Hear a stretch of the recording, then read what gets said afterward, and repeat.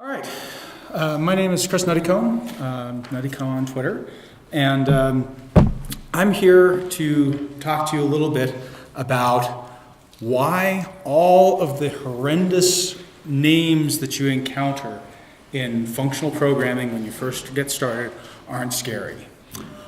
This is something that just about every person that I've talked to who, when they first start getting into, they hear about functional programming, they start maybe reading some blog posts and so forth, and they're immediately confronted by the fact that 2/3 of the words that they see in the resources that are available are totally alien to them. It's kind of like, being dropped into a Dungeons and Dragons campaign without the monster manual, where you're running into all of these ideas that you're unfamiliar with. And this is scary, right? We want to be able to get started working with some new technology to try it out. And that fear is that we'll need to spend a whole bunch of time, learning things in order to be productive. And this is not an unjustified fear. It's possible, sure, to write some trivial programs without really knowing what a monad is. But in order to do something non-trivial, we actually know that we're going to have to use these libraries. We're going to have to actually come to an understanding of what all this stuff means. The purpose of this talk is really to try to give you some guideposts, to show you some commonalities between a bunch of these things with strange names that will help you in the future as you explore new ideas that you haven't run into before. All right, but before we can get too deeply into this, I think I need to say a word about what functional programming is. A lot of the time in resources that we see online, we hear about functional programming being about programming with pure functions, with referentially transparent functions and so forth, and that functions can't have side effects, and there's all this emphasis on functions. And I think that viewpoint is actually a little bit misplaced. And so I made this slide up so that you could see that, I've carved this in stone, that functional programming is actually about programming with values. Now, let's unpack a little bit and think about what that means. What is a value, right? Does anybody have a definition? You can think about sort of the value true or the value hello. We're not talking now about sort of references, which we could imagine putting different things into. We're really talking about members of sets. We're talking about things that are immutable and unchanging. And that unchangingness is pervasive, because when we take a value like true, if we write a function that observes that true and gives us a false, then that gives us negation, it doesn't make true disappear. It just gives us a different perspective on that value. When we put values together, we get bigger values, but since everything is composed of these atomic units, you don't introduce things like mutation. That's all layered on top in other languages where we have these ideas of references and so forth. So when we're talking about functional programming, everything is a value. Functions are values, I/O actions are values, even types are values when we get into more complex things like dependent typing. All right. So where does this leave us? If we can't change values and we can't change references to values, what are the things that we can actually do with values? Well, there are two things and two things only that I can think of. One is that we can put two values together to make another value, and the other is we can take two values apart, or take a value apart to observe some component of it. And we can create new values by simply just gluing together these operations. The rest of this talk is going to focus on this idea of just taking two simple values and putting them together. You guys know that apocryphal and probably incorrect story about how Eskimos have 50 different words for snow? In functional programming, it's kind of like that. When the only thing that you're doing most of the time is putting together two values, we come up with a lot of different names for this operation that describe the small variations on how we're doing it. But it's still fundamentally that compositional operation that we're so interested in, because it's really the only thing we can do. This also gives us sort of what I see as the great benefit of functional programming, which is that it allows us, when we have this perspective of everything is composition of values, it's natural that our systems will decompose well, that we will be able to reason about each subpart of a system and then compose that reasoning and have it hold true as we build up more complex systems. Okay, so when I talk about functional programming, I talk really about typed functional programming.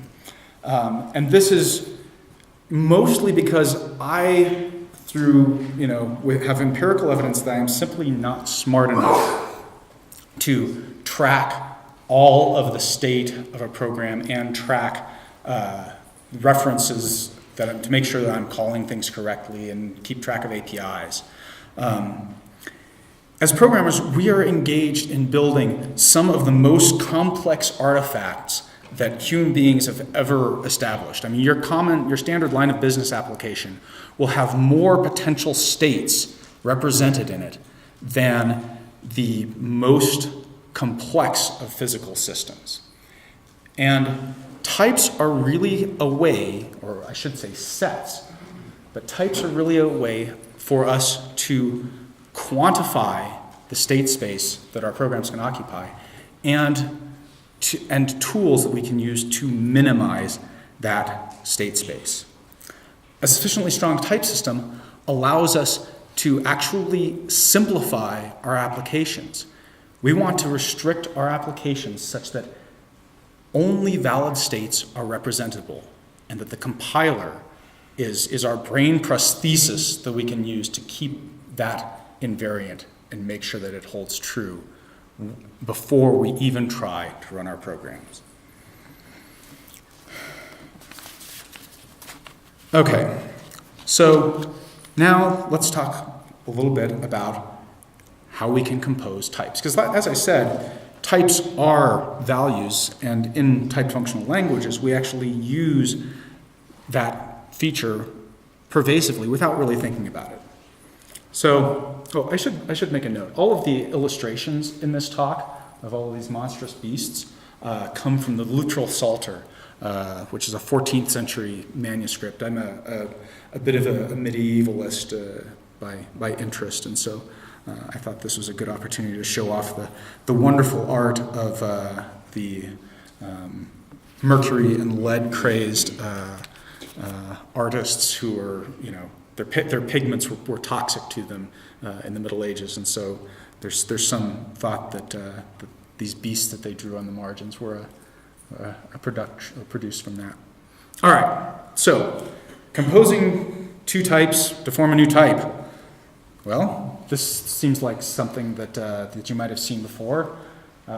We're using a polymorphic type here, and the other point of this slide is to actually introduce the language I'm using. This is a language called HAX. I don't recommend it over much. It's not strictly a functional language, although it does have some functional constructs like higher order functions and function literals and generalized algebraic data types. It's lacking higher kind of types, which is unfortunate, and it doesn't eschew mutation in any way.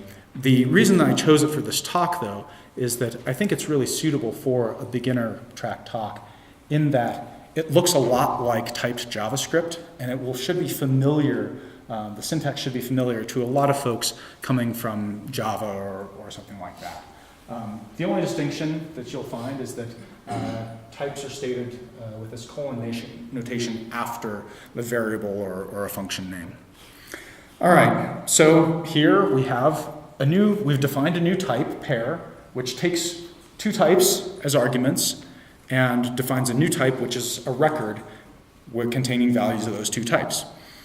Pretty straightforward. And so we can say, create a new SI pair type. We're composing two types, and we're getting another type. That seems reasonably useful. As we have products, we also have sums. And here, we're taking two types, as we did before, but instead of, and we're creating a new type, but instead of having both types present with a value, we get either one or the other. Now, this is a little bit unusual. Does anybody here know why I called this a sum? It's like the union in C. I mean, is that? It is like a union, but let's take a little bit of a diversion here, because this is one of the things that is so fundamental that I think that it can't be overstated. Remember how I? Yeah. I don't think you really went into why the previous one was called a product. I'll get into that as part of this diversion. So I talked about types as sets, and we can count the inhabitants of sets. So if I have a variable of type bool, how many possible states can that represent in my program? There are only two possibilities, right? So we can count a bool as a 2. If I have an integer, how many states is that? Well, that integer, if it's a 32-bit int, it represents 2 to the 32nd possible states of my program. And remember how I was talking about we want to minimize our state space? If we have a pair of a Boolean and an integer, then for true on the left, we get 2 to the 32nd states, because we have the 2 to the 32nd on the right. And if we have false on the left, then we get another 2 to the 32nd states on the right. And so whenever we have a product, we are multiplying the number of inhabitants, the cardinality of those two sets. Now, every language that I'm aware of, more or less, has products. And so we can see that when you're using products to define your state space is going to grow really quickly. Something that a lot of languages don't support natively, which I think is a tragedy, is the sum type. Here, we know that we have a left, either one or the other, a left, in this case a bool, which is 2 states, or we could have an integer, which is 2 to the 32nd states. But here, since our program is only going to be in one or the other of those states, that's going to be 2 to the 32 plus 2 to the 32nd states. Our state space is growing much more slowly, and this is the first step on the way to minimizing the state space of our application. All right. Oh, did I miss I did miss a slide. All right, so there are our answers. We can compute out, but we've gone through that. One thing, how many people here are actually working in languages that have native support for some types like we've seen? Does C count? I mean, Will C tell you if you, at compile time, attempt to use a value of a discriminated union type as the other kind that is? No, C won't finish it. All right, so this I threw in here. It's not directly related to my talk, but I think it's such a valuable technique that I wanted to put it up here on a slide for you, and you can look at it in greater depth later. If you are working in a language that does not have support for some types, this is an encoding that will permit you to actually have them in your language. And the way that it works is a little bit involved, but let's suppose that we have a type declaration, and that type declaration, it's either A, B, like we've seen before, but we're basically going to return a function that takes 2 continuations, one of which will be applied if it's the function on the left, and the other of which will be applied if it's the type on the right. We then define two constructors for values of this either type, and the first constructor, the left constructor, will capture the argument, the A argument, and then when it gets the continuation function, it will pass it to that left continuation function. Similarly, we'll create a constructor that will pass, that's supposed to be a B. Let me fix this quickly. No, it's not going to let me. Oh, it's going to make me do it here. Now, we'll pass. No, I'm not going to be able to get back to my...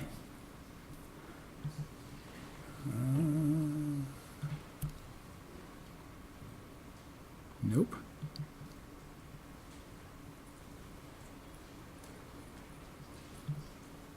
There we go.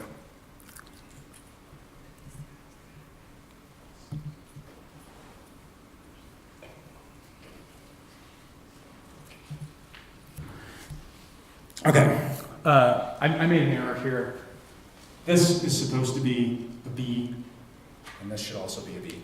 So I think you can get the general idea, though, where you will pass the value that you want consumed by this fold. This is something that when you end up with a value of type either A or B, it's actually going to be a function that you then can pass around and you can consume down the line as if it were a sum type in a language with pattern matching.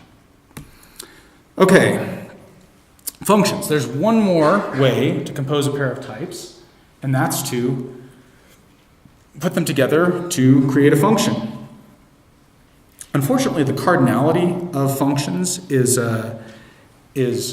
worse even than our product type, because when we count up all of the state space of a function, we find that the cardinality is the number of output states to the power of the number of input states. So this isn't to say that functions are bad, because in a lot of cases you can sort of ignore the number of states introduced when you add a function into your program. All right, what I really want to talk about, though, with functions is composition, because the characteristics of function composition are going to be the same characteristics we want for composition of all the rest of the types that we're going to look at later today. All right.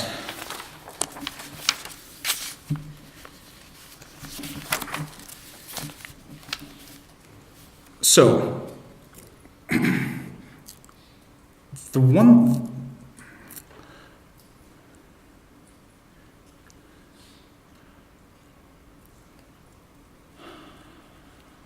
A lot of resources on functional programming talk about working with pure functions. So functions that always produce the same output given a particular input, and how this precludes us from performing side effects in function evaluation. This purity is a consequence of us programming with values. Okay, I've already been over part of this. So, this straightforward definition of functional composition, I'm going to move on, because the important thing about it is that functional composition is associative.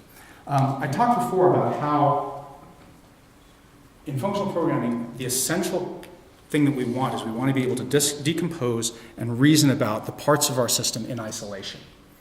And that would not be possible if we did not have the property that we could actually put those pieces of our system together in whichever order and still maintain the same operational semantics. So we absolutely want it to be true if we're decomposing a system that if we pull out G compose H to be its own piece of the system, and then we put it together with F, that it's the same as if we pulled this part out. The reason for this is that if we did not have this property, then we would continuously have to keep in our heads the meaning of, how things would change if one side of the function was evaluated first or not.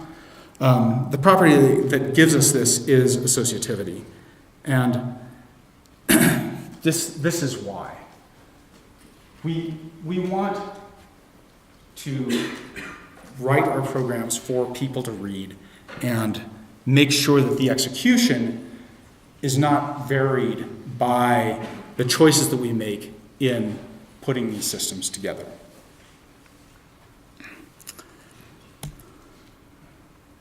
Oh, I see. I skipped a slide. All right. So here's something with a monstrous name. Semigroup.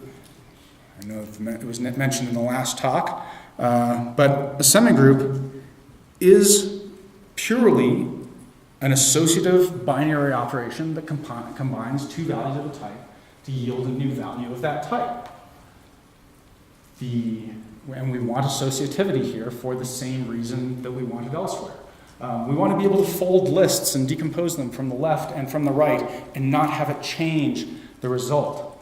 So we have lots of nice associative operations. So A's could be functions that from one type to itself, and those we could then compose them and not worry that the semantics would change. A's can be integers under addition, and we know that those semantics won't change. Those could be lists under concatenation, and we know that the results will not change regardless of which pairing we resolve first. Yes? Is it okay to assume a semigroup is just a monoid without empty? I prefer to think about it the other way around, and we'll talk about monoids in just a second. So a useful semigroup for which there actually could be no monoid is the semigroup for non-empty lists. All right? So we want a representation of a data structure that is a list, but that can't have no elements in it. This is really useful for things like accumulating errors and so forth. And so here's how we would define that semigroup value.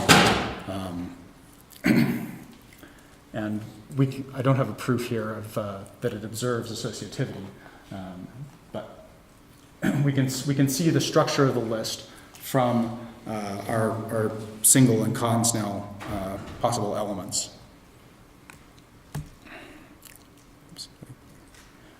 So why do we call this thing a semigroup instead of an appender or something of that sort?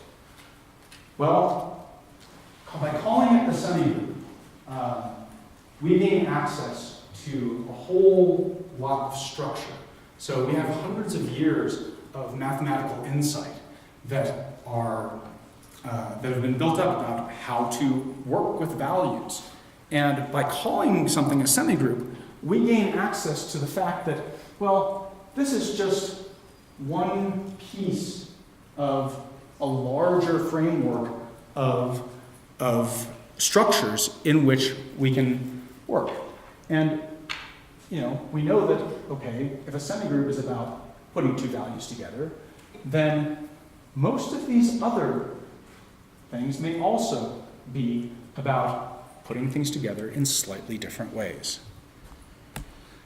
So from semigroup, as mentioned, we get to monoid. So monoid is just a semigroup with an additional identity element. And when we add that identity element, we get some interesting properties. One is that we can define more operations that can rely on monoids than can rely on semigroups. But at the same time, if we depend upon the ability to obtain a zero element, that means that we restrict the number of types for which we can write a monoid instance. So we saw, for example, non-empty list, that there was no way with the single constructor to be able to just synthesize a non-empty list out of thin air, as our M0 function here has to do. And we add some laws about how these values can go together. And given that, we have a bunch of additional structure about composing values. All right, let's step back to functions for a minute. So we've already seen basic function composition, and here's a monstrous name.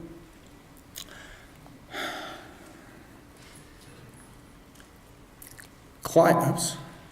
Oh, no, I guess I have just that. So this may be a bit of a monstrous name, but it's easily Googleable, and it will, when we look it up, give us access to a bunch of learning that we've done.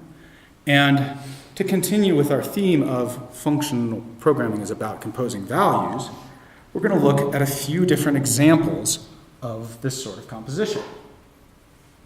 All right, so the essential quasi operation is composition of effectful functions.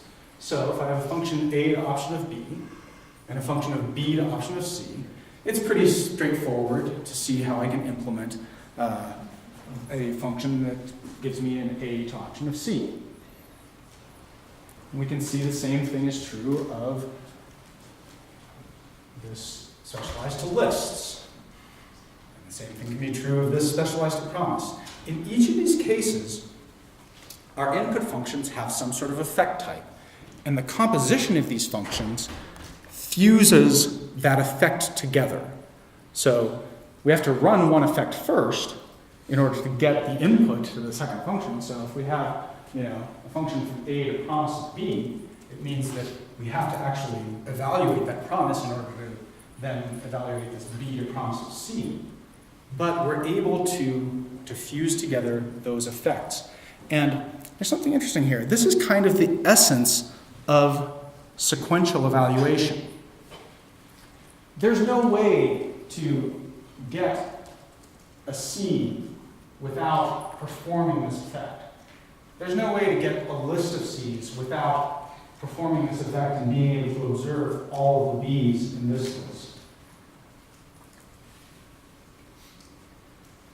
By fusing these effectful operations, we've put into the semantics of our program the fact that this one function has to be evaluated before the other.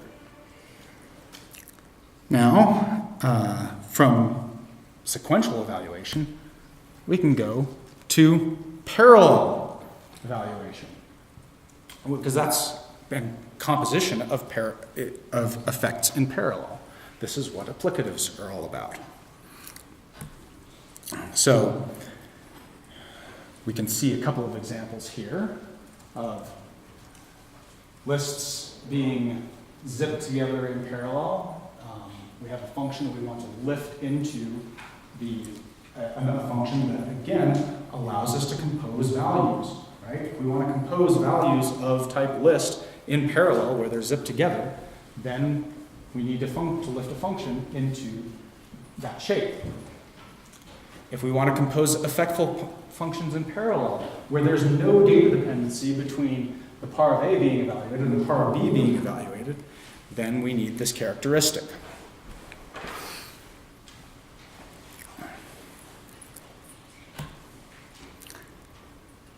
And here's one I use on a regular basis, which is to lift a function on values into a function on validating values, things that can parse and check for correctness while accumulating an error using this semigroup, which we've seen for the error type. But the fundamental operation we want to see is here. We want to put together two validation values and get yet another validation value. Over and over again, all of these things that we hear about are really about different kinds of composition.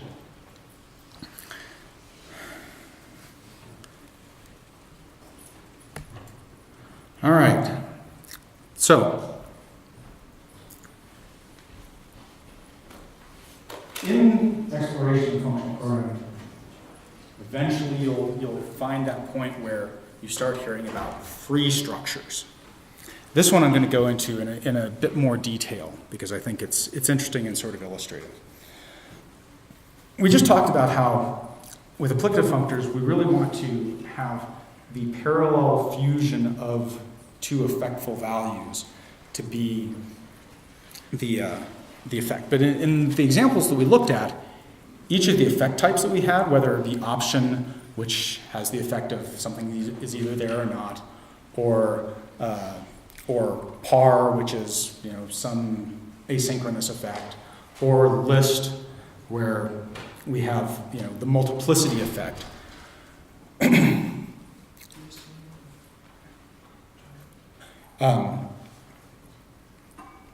We wanted to be able to fuse those together, but there was this additional ambient effect. The free applicative functor is what happens when we say we want only that fusion effect, and we're going to separate that fusion effect out from the rest of our composition. So here is what this looks like. I'm not going to go in great detail into this signature, but we're able to write this function where we can either wrap up a value or we can wrap up some computation with a value, and we can get out, again, this associative function that we can use to compose effects independent of whatever f is. I've jumped into Scala here because the generalized form doesn't fit into Hax because of its lack of higher kind of types. So here, what I'm going to do now is I'm going to go back into Hax, and we're going to look at a specific example of how we can use this to build a structure that we can then later interpret to some interesting uses. And when you're working in a language without higher kind of types, as in Hax, what you find is that you're able to express all of the same kinds of things that the fancy functional languages have. You just do it with a loss of generality. You end up having to specialize to a given type rather than being able to work across types. So what we're going to do here, as an example, is we're going to create a data type that represents a schema for JSON values. And from this schema, when we build it up, we're going to be able to get a number of things. We're going to be able to get parsers. We're going to be able to get serializers. We're going to be able to get, from a schema, we're going to be able to get a generator for this value, and it will all work in a type-safe fashion. Most of these are just tokens that we can say, okay, well, here's where a Boolean goes, here's where a float goes. But the array schema is the one that is going to be interesting to us. So, object app. Oops. That's not the way.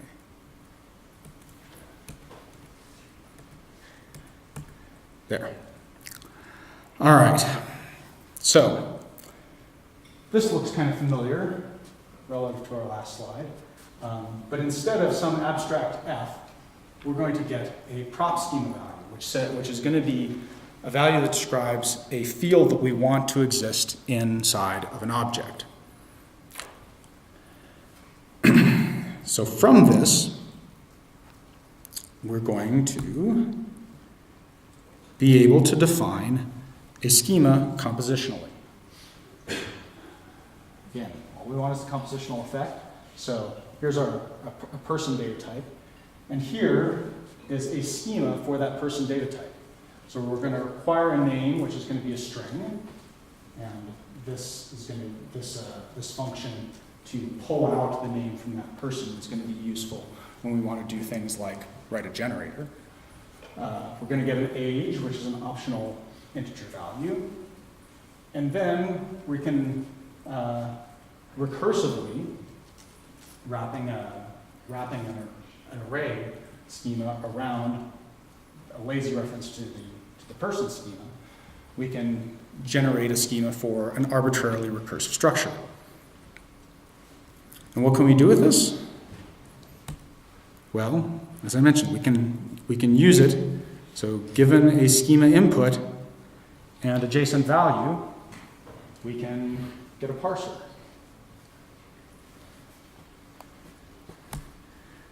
given a schema, we can render a value of this type out to a JSON value.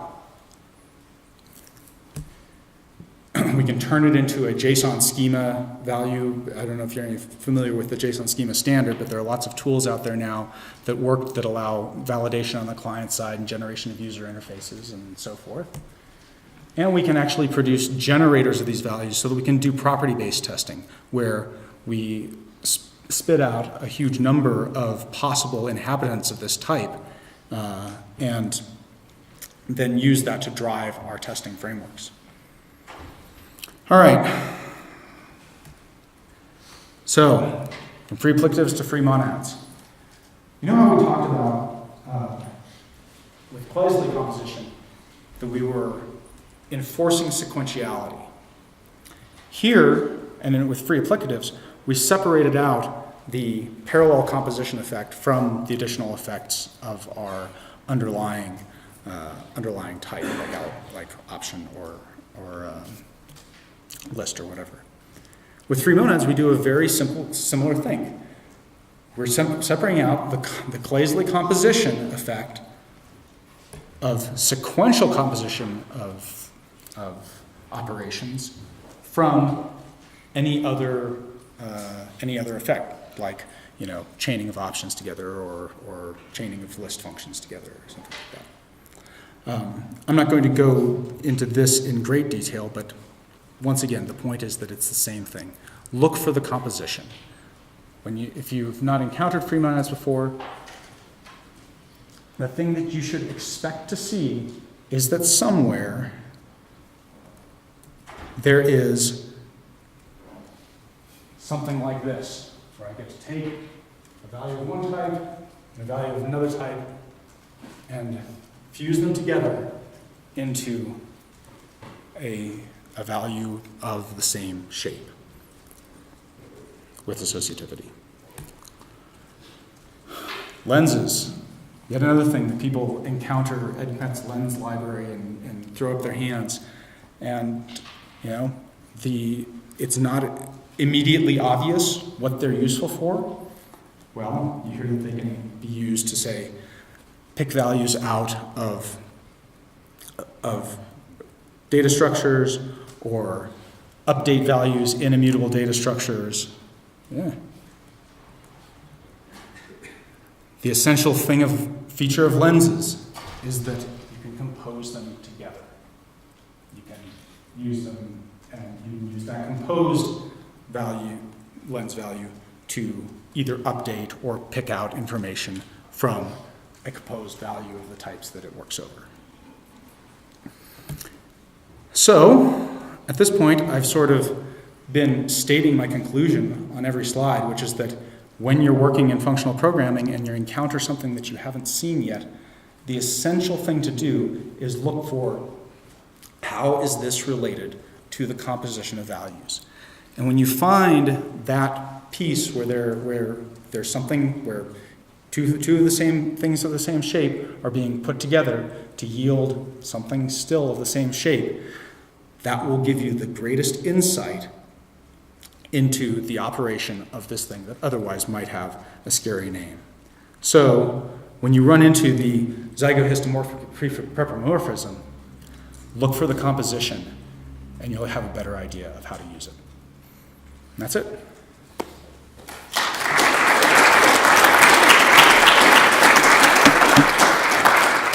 So I went through that pretty quickly. Are there questions, or do people want more detail on any part of this, or? Maybe back kind of early towards the applicative functor, I think is where I kind of Okay. I lost a little bit. All right. Basically, So, is that function body? Cyclist line? okay. I had to break these lines. Well, maybe I can fix this. Give me just a moment.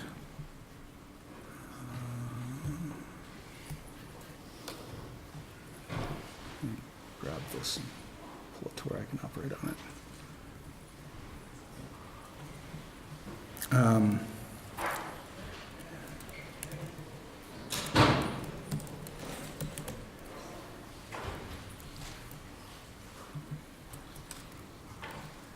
So it really,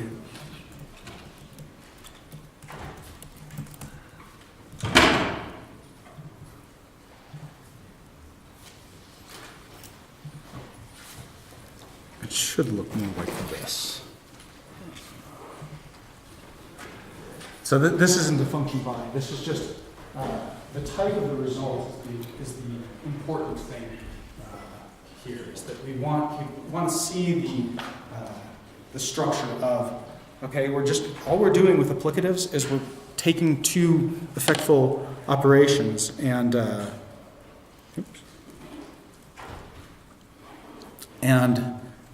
fusing them together into one operation. For the applicative to be an applicative, so a functor takes like a function from A to B, Mhm. and it can take like a wrapped A and give you a wrapped B. Mhm. Then the applicative is you take a wrapped function of A, well, No, well, so that's a formulation of Okay. the applicative operation. I think that lift A2 is really the much better formulation of applicative because it really shows you what you're doing. We're lifting a pure function into an effectful function where each part of it okay. is where each argument is wrapped in this applicative So type. if you lift that function into that context, That's right. do the work, and Yeah. that's And functor can be viewed as the same thing. You're lifting a function from A to B into a function from f of A to f of B. okay. Monad can be viewed the same way. You're lifting a function from A to f of B into a function from f of A to f of B. These are not the first formulations that you see when people discuss these things, but in every case, and this is why this is sort of the whole intent of this talk is to say, look for that shape of composition where you're taking two things and fusing them together to produce another thing of the same type. And what are, so lift, I understand it's like the same general like lifting into a certain context, but like what are the differences in the lift of a functor, when you're doing the lifting for a functor, lifting for an applicative, and lifting for a monoid? Or is like they're not one, it's just like the end context is different and that's why the lift ends with a different set of words. Maybe I can do this with, let me mirror my displays and then I can maybe do this in a terminal.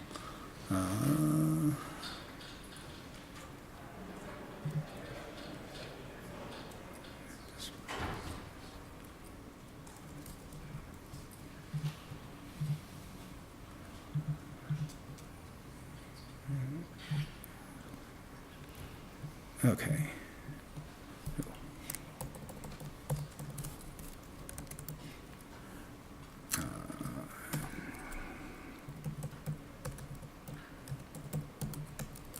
All right, or actually I should do this in, what's your language of choice?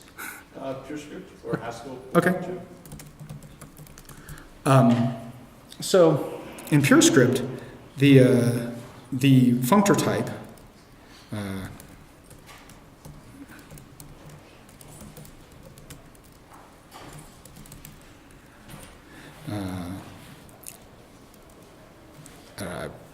let's map has the type for all A, B, A to B, oops, goes to f of A to f of B, all right? We can have class applicable A or F, where lift A2 has type A, B, C, A, B,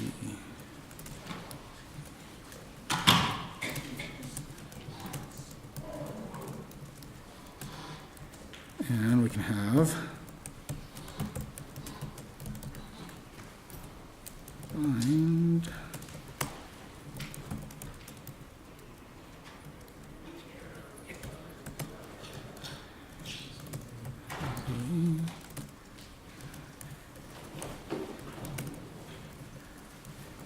Yeah. So we can see in each case here this lifting into something that will give us composition. I mean, functor and monad are much more about lifting a function to one that will give us that direct operation. An applicative is, as I said, you can see the semigroupoidness of the applicative operation here, where we're going to be composing to with an associative operation. Yeah. Is it inappropriate to think about the difference between functor and applicative as just one variable? Because it seems like a functor is like, it takes a unitary function and applies it to a context, values in a context, and applicative takes, like I can take a number that adds, a function that adds two integers, like two lists. Mm-hmm. Yeah, that's certainly not a bad way to think about it. The relationship between functor and applicative and monad, I think that the relationship between applicative and monad is the interesting one, right? Because if you have an applicative without a monad instance, for example, in Haxel, you have a par applicative that doesn't have a monad instance. It's just a new type wrapper around an otherwise sequential monad, but by removing the monad instance, we can have an applicative instance which does not enforce sequentiality. Whereas whenever you have a monad instance, the applicative must be consistent with that, and then you're forced into a sequential evaluation context.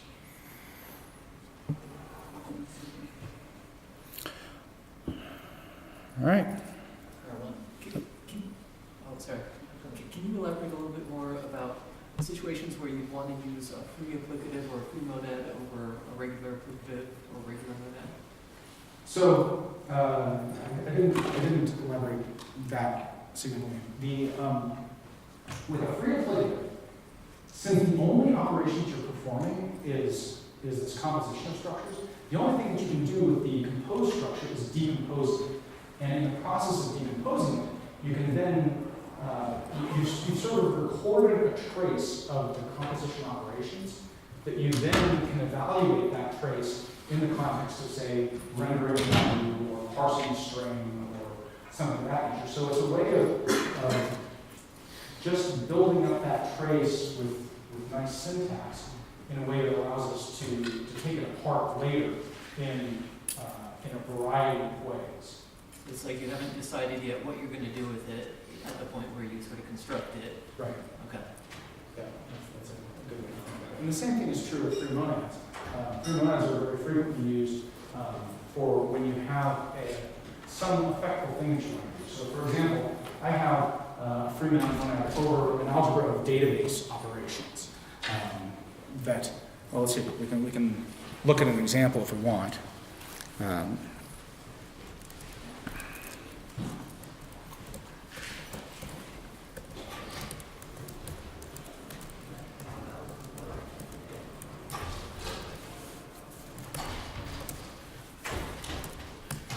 So here's a set of database operations, and I have defined a free monad over this set of database operations so that I can evaluate that monadic structure, that trace that's built up, in the context of either a real database or in the context of a file or some data structure that I want to use for testing, or in the case of a generator, for some sort of problem-based testing. You got a question? Yeah, I was wondering if you could show free monad in the pure script syntax. Free in pure script syntax? Okay. So let's see if I can do this on the fly. Free. I may have to refer to my notes for inspiration.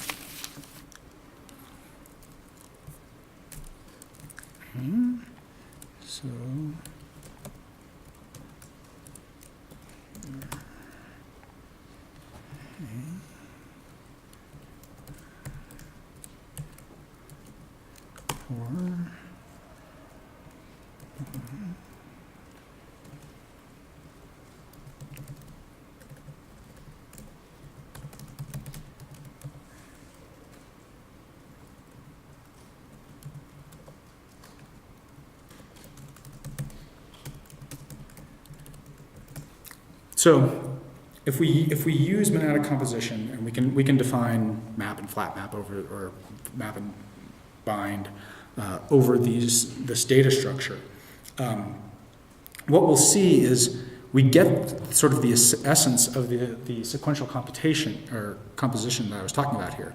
So if on the left of the bind we have a free of f of a, in order to get the a that we need to pass to this free of f of b, we have to fully evaluate this and reduce it in our function that's going to consume this value.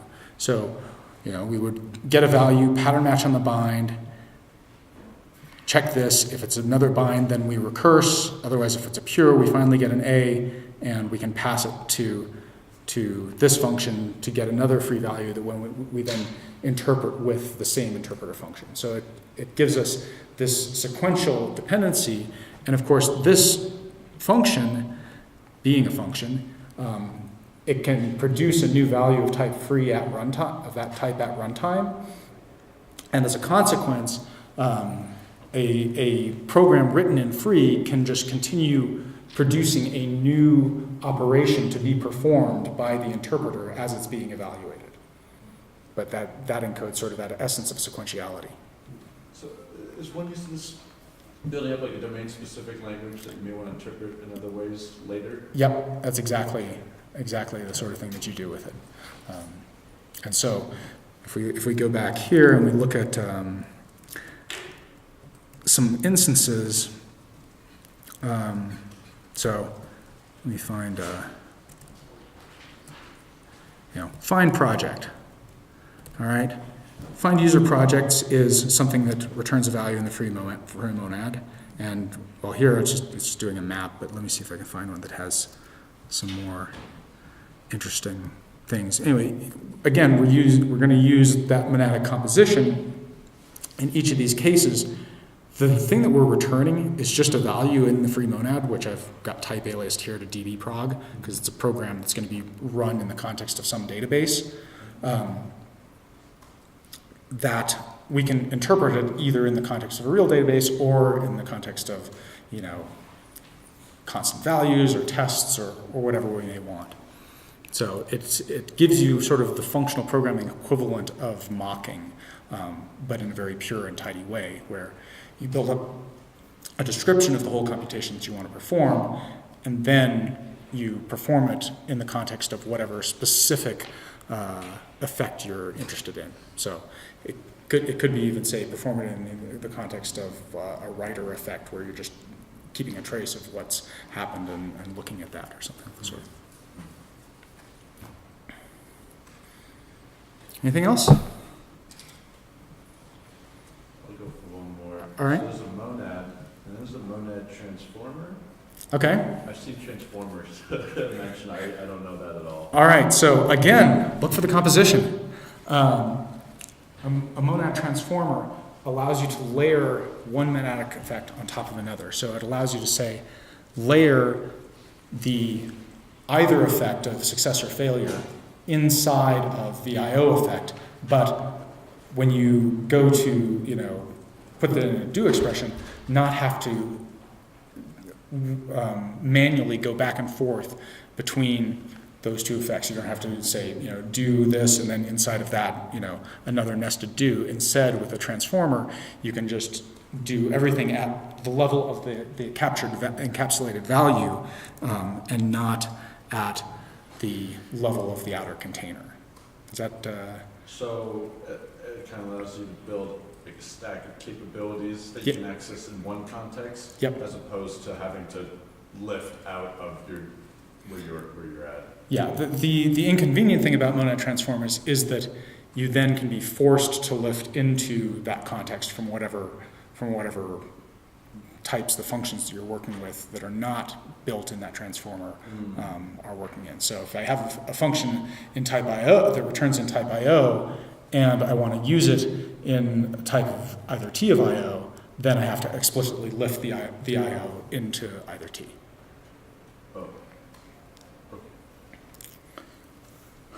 Yeah? So in that case, can we use free instead of MTL?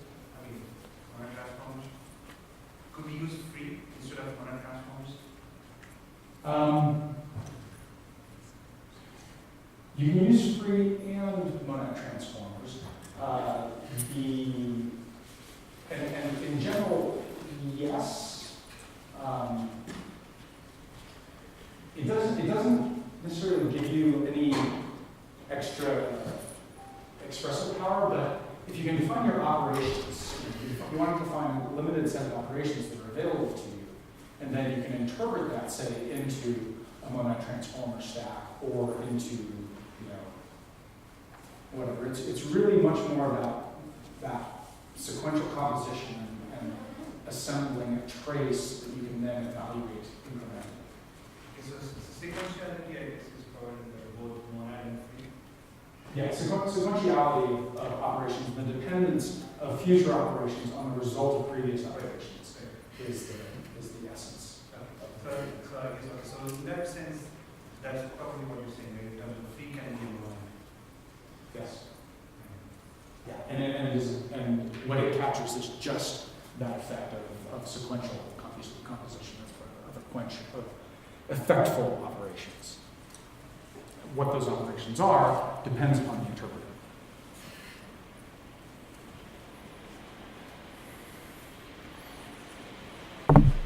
All right.